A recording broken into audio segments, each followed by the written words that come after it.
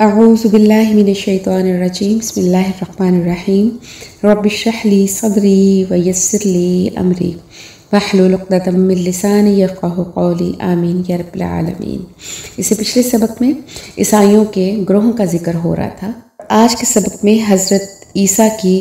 الوہیت کی نفی کی گئی ہے۔ اللہ پاک فرماتے ہیں المسیح ابن مریم، نہیں ہے مسیح بیٹے مریم کے الا رسول مگر رسول، قد خلت من قبلہ الرسل، تحقیق گزر چکے ہیں ان سے پہلے کئی رسول، وامہ صدیقہ، اور ماں ان کی بہت سچی تھیں، کانا تھے یأکلان الطعام، دونوں کھانا کھاتے تھے۔ یہاں پر ایک چھوٹی سی بات یہ لگتی ہے کہ بہت مختصر سا جملہ ہے کہ کانا یأکلان الطعام، کہ دونوں کھانا کھاتے تھے، مگر اس کی تفصیل بہت زیادہ ہے، کیونکہ کھانا کھانے والا پھر زمین کا اور آسمان کا محتاج ہو جاتا ہے۔ جیسے شیخ الاسلام علامہ شبیر احمد عثمانی رحمہ اللہ فرماتے ہیں کہ غور کرنے سے معلوم ہو سکتا ہے کہ جو شخص کھانے پینے کا محتاج ہے وہ تقریباً دنیا کی ہر چیز کا محتاج ہے، زمین، ہوا، پانی، روشنی، حتیٰ کہ اس کو مٹی اور اس کے لیے کھاد بھی درکار ہے۔ اب جب وہ کھانا کھاتا ہے تو پھر اس کو ہضم کرنے کے لیے بھی بالواسطہ یا بلا واسطہ کئی چیزوں کی ضرورت ہے، اور یہ ایسی واضح اور قوی دلیل ہے کہ جسے ایک عالم اور ایک جاہل انسان یکساں طور پر سمجھ سکتے ہیں، یعنی کھانا پینا الوہیت کے منافی ہے، اگرچہ نہ کھانا بھی الوہیت کی دلیل نہیں، ورنہ سارے فرشتے خدا بن جائیں، اور اللہ تو ہے ہی صمد جو کسی کا محتاج نہیں، تو پھر وہ ان چیزوں کا محتاج کیسے ہو سکتا ہے؟ آگے فرمایا انظر، دیکھ تو، کیفا، کہ کیسے، نبینُ لہم الآیاتی، ہم بیان کرتے ہیں ان کے لیے نشانیاں، ثم انظر، اور پھر دیکھ، انا یؤفکون، کہ کہاں الٹے پھیرے جاتے ہیں، یعنی اتنی واضح دلائل ہونے کے باوجود وہ الٹے رستوں پر جا رہے ہیں۔ قل، آپ صلی اللہ علیہ وآلہ وسلم کہہ دیں، تعبدون، کہ کیا تم عبادت کرتے ہو، من دون اللہ، اللہ کے علاوہ کسی اور کی، ما لا یملکو، کہ جو نہیں مالک، لکم تمہارے لیے، ضرًا ولا نفعًا، نہ ہی کسی نقصان کے اور نہ ہی کسی نفع کے۔ اور اگر عیسائیوں کا عقیدہ دیکھا جائے تو ان کے نظریے کے مطابق تو حضرت عیسیٰ کو صلیب پر چڑھا دیا گیا تھا، اور جبکہ آج عیسائی جگہ جگہ یہ کہتے ہیں کہ یسوع منجی، یسوع منجی، کہ جو شخص اپنے آپ کو نہیں بچا سکا وہ تمہارا نجات دہندہ کس طرح ہو سکتا ہے؟ تو پھر فرمایا واللہ هو السمیع العلیم، اور اللہ ہی سننے والا اور جاننے والا ہے۔ قل، آپ صلی اللہ علیہ وآلہ وسلم فرما دیجئے، یا اہل الکتابی، اے اہل کتاب، لا تغلو، نہ غلو کرو، فی دینکم، اپنے دین میں، غیر الحق، حق کے سوا، یعنی کہ اپنے دین میں اس حد تک مت حضرت عیسیٰ کی محبت میں بڑھ جاؤ کہ ان کو خدا کا بیٹا ہی بنا دو، کیونکہ انہوں نے حضرت عیسیٰ کو جو بنایا وہ محبت کی وجہ سے وہ درجہ دے دیا کہ ایک انسان سے ان کو خدا بنا دیا۔ تو جس ذہن میں رکھیں کہ محبت میں غلو گمراہی کی طرف لے جاتا ہے۔ ولا تتبعوا، اور نہ پیروی کرو، اہواء قوم، اس قوم کی خواہشات کی، قد ضلوا، جو تحقیق گمراہ ہو گئے، من قبل، اس سے پہلے، واضلوا کثیرا، اور انہوں نے گمراہ کیا بہت سو کو، وضلوا، اور گمراہ ہو گئے، عن سواء السبیل، وہ قوم سیدھے راستے سے۔ لعن الذین کفروا، اور لعنت کی گئی ان لوگوں پر جو کافر تھے، من بنی اسرائیل، بنی اسرائیل میں سے، علی لسان داؤد علیہ السلام کی زبان پر، وعیسیٰ ابن مریم، اور عیسیٰ ابن مریم کی زبان پر، کہ حضرت داؤد علیہ السلام نے بھی ان کو حکم دیا تھا کہ وہ ہفتے والے دن مچھلی کا شکار نہ کریں، لیکن وہ لوگ باز نہیں آئے اور ہیلے بہانے سے شکار کرتے رہے۔ حضرت داؤد کے بار بار منع کرنے کے باوجود جب وہ باز نہیں آئے تو حضرت داؤد نے فرمایا کہ تم نے اللہ کے احکامات کو ٹالا ہے، لہٰذا تم پر اللہ کی لعنت ہو۔ اس کے بعد انہیں بندر اور خنزیر کی شکل میں مسخ کر دیا گیا، اور دوبارہ ان پر حضرت عیسیٰ کی زبان میں لعنت کی گئی۔ اس واقعے کا ذکر اگلی آیات میں، سورت کے آخر میں آ جائے گا۔ پھر ہے ذالک بما عصوا، اور یہ اس وجہ سے تھا کہ جو انہوں نے نافرمانی کی، وکانوا یعتدون، اور وہ حد سے تجاوز کرتے تھے، کانوا لا یتناہون عن منکر، اور نہیں روکتے تھے ایک دوسرے کو برائی سے، فعلوہ، اس کو کرنے سے، لبئس، البتہ برا ہے، ما کانوا یفعلون، جو وہ کاروائی کرتے تھے۔ کہ یہ اعمال تھے کہ جس کی وجہ سے اللہ تعالیٰ نے اور ان کے نبیوں نے ان پر لعنت ڈالی کہ وہ نافرمانی کرنے لگے، حد سے تجاوز کرنے لگے، اور جب برائی ان کے ارد گرد ہو رہی ہوتی تھی تو ایک دوسرے کو برائی سے منع نہیں کرتے تھے، کیونکہ اللہ پاک نے یہی صفت تھی جس کی وجہ سے بنی اسرائیل کو، یہودیوں کو بہترین امت کہا تھا کہ اللہ تعالیٰ نے ان کو یہ حکم دیا تھا کہ برائی سے روکیں اور نیکی کا حکم دیں، اور جب انہوں نے یہ کام چھوڑ دیا تو پھر اللہ تعالیٰ نے ان پر لعنت ڈال دی، اور اب یہ ذمہ داری امت محمدی کو سونپ دی گئی، جس نبی صلی اللہ علیہ وسلم نے فرمایا کہ تم میں سے جو شخص برائی کو دیکھے اسے اپنے ہاتھ سے روکے، اگر ہاتھ سے روکنے کی طاقت حاصل ہو،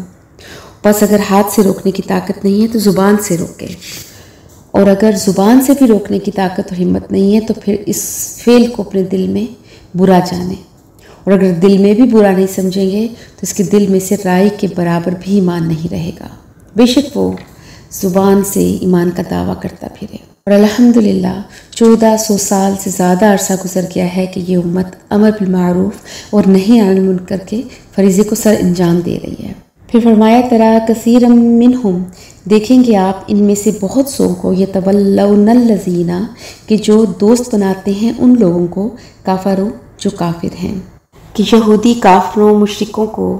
دوست بناتے تھے اور منافقین بھی کافروں کے ساتھ دوستی رکھتے تھے۔ لبئس ما قدمت، البتہ بری ہے وہ چیز جو آگے بھیجی، لہم انفسہم، ان کے لیے ان کے نفسوں نے۔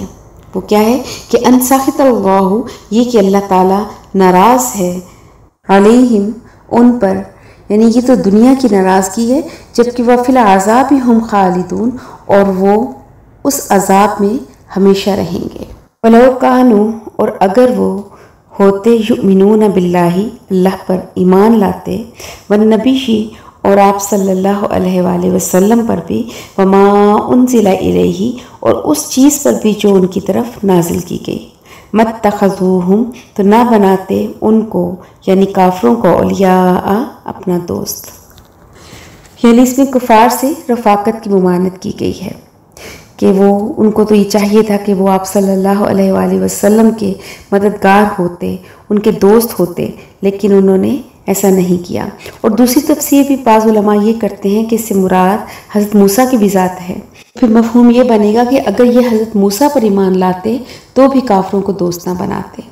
بلکہ آخری پیغمبر پر ایمان لاتے اور ان کو دوست بناتے، کیونکہ حضرت موسیٰ اور حضرت عیسیٰ نے آپ صلی اللہ علیہ وآلہ وسلم کی بشارت سنا دی تھی، اور جو کچھ ان پر نازل کیا گیا تھا تورات میں، اس پر اگر وہ ایمان لے آتے تو بھی وہ کافروں کے ساتھ دوستی نہ رکھتے، کیونکہ تورات میں بھی کافروں کے ساتھ دوستی رکھنے سے منع کیا گیا ہے۔ ولیکن، اور لیکن، کثیر منہم، اکثریت ان میں سے، فاسقون، نافرمانوں کی ہے۔ آج کے سبق میں بھی کچھ چیزیں بیان کی گئی ہیں یہود اور نصارہ کے بارے میں کہ ان کی کیا کوتاہیاں تھیں، کیا گناہ تھے جس کی وجہ سے اللہ تعالیٰ نے ان پر لعنت ڈال دی۔ یہود خدا کا آئین بیان کرتے تھے، لمبی لمبی نمازیں پڑھتے تھے، زکوٰۃ نکالتے تھے، مگر یہ باتیں ان کی صرف کہنے کے لیے ہوتی تھیں کہ جب بھی کوئی انصاف کا معاملہ ہوتا، کسی کمزور پر رحم کا کوئی معاملہ ہوتا، یا کوئی ایسی بات کہ جہاں ان کا نفس اس چیز کو پسند نہیں کر رہا ہوتا،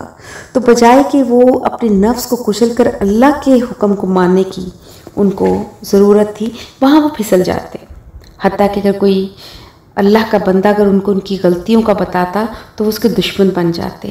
تو یہی وجہ تھی کہ جس کی وجہ سے اللہ نے ان پر لعنت اور غضب ان پر نازل فرمایا۔ اور اگر آج ہم خود پہ نظر ڈالیں تو یہی معاملہ ہمارے ساتھ بھی ہے۔ نماز، روزہ، حج، زکوٰۃ تو ہم کر لیتے ہیں، لیکن جہاں پر ہمیں انصاف کا معاملہ درپیش آ جائے، جہاں پر کوئی ایسا معاملہ آ جائے کہ جو ہمارا نفس اس کو پسند نہیں کر رہا، تو وہاں پر ہم کوئی نہ کوئی دلیل نکال کر بیچ میں سے کوئی رستہ ایسا بنا لیتے ہیں کہ ہم اپنی خواہش کو پورا کر لیتے ہیں، اور پھر ہمارے ارد گرد برائی ہو رہی ہو تو آج کل ایک عام ٹرینڈ بن چکا ہے کہ جی وہ اس کی زندگی ہے، ہر ایک کو اپنی شخصی آزادی کا حق حاصل ہے، ہر ایک کی اپنی پرائیویسی ہوتی ہے، ہمیں کسی کو تنقید یا تردید نہیں کرنی چاہیے۔ اور یہی وجہ ہے کہ جس کی وجہ سے آج ہم مسلمان زوال کی طرف چلتے جا رہے ہیں۔ اور اسی طرح ایک اور چیز کی طرف بھی ہمیں نظر ثانی کرنے کی ضرورت ہے کہ نصارہ جو تھے وہ حضرت عیسیٰ سے اتنی محبت میں بڑھ گئے، اتنے وہ زیادہ غلوب میں چلے گئے کہ انہوں نے حضرت عیسیٰ کو اللہ کا شریک بنا دیا۔ اور اسی طرح آج میں ہم میں بھی بہت سارے ایسے لوگ موجود ہیں کہ جو آپ صلی اللہ علیہ وآلہ وسلم سے بہت زیادہ محبت کا دعویٰ کرتے ہیں، اور اس حد تک پہنچ گئے ہیں کہ انہوں نے آپ کو بھی اللہ کا شریک بنانے میں کوئی کسر نہیں چھوڑی۔ وہ آپ کو حاضر ناظر جانتے ہیں، وہ آپ کو عالم الغیب مانتے ہیں، وہ کہتے ہیں کہ آپ کو بشر کہنا بھی گناہ ہے، جب قرآن پاک میں ہی ہے کہ وما انا بشر مثلکم، کہ میں بھی تمہارے جیسا ایک انسان ہوں۔ اگر ان چیزوں کو دیکھا جائے تو ہم میں اور بنی اسرائیل میں کوئی فرق نہیں ہے۔ جو کچھ وہ آج سے صدیوں پہلے کر رہے تھے ہم آج کر رہے ہیں، اور میں صرف ایک وجہ سمجھتی ہوں کہ ہم نے قرآن پاک کو نہیں سمجھا، اور پھر ہم دوسروں سے، اپنے بزرگوں سے کچھ سنی ہوئی چیزیں، کچھ اپنے علماء کی، اور وہ بھی ایسے علماء جو مستند نہیں ہیں، اور پھر ہم ان کی تقلید میں بھی شرک تک پہنچ جاتے ہیں، اور ہم بھی اپنے نبی کو ہم نے اس مقام پر بٹھا دیا کہ جس پر انہوں نے حضرت عیسیٰ کو بٹھا دیا تھا، یہودیوں نے حضرت عزیر کو بٹھا دیا تھا۔ تو ہمارے پاس یہ وقت ہے کہ ہم اس قرآن کو سمجھ کے اپنے عقیدے کی اصلاح کر سکتے ہیں۔ اللہ پاک ہمیں اس پر عمل کرنے کی اور اس کو سمجھنے کی توفیق عطا فرمائے۔ وآخر دعوانا ان الحمد للہ رب العالمین۔